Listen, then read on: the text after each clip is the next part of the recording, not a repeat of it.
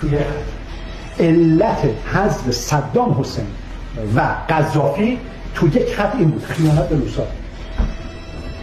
یعنی صدامی رو که روسیه آورد بالا، رفت تو بغل برجامیا و رفت تو بغل انگلیسی‌ها و رفت تو بغل آلمانیا و اینجوری کرد و کری شد و روسیه خوش خالی که خارقه سری شد. این بحثی که ما با خامنه‌ای می‌گیم خیانت به پوتین، تجزیه ایران، ما هم برسیم قتل عام می‌کنیم. مثلا دیگه علت شکست قذافی چی بود؟ علت شکست قذافی بود که تا قبلش با روسیه خیانت نکرد. یه زمان رسید که روسیه خیانت کرد، رفت تو بغل اینا رو حالا بیاید با هم حرف بزنیم و حالا برجام امضا می‌کنیم که برجام اونها رو بزنه.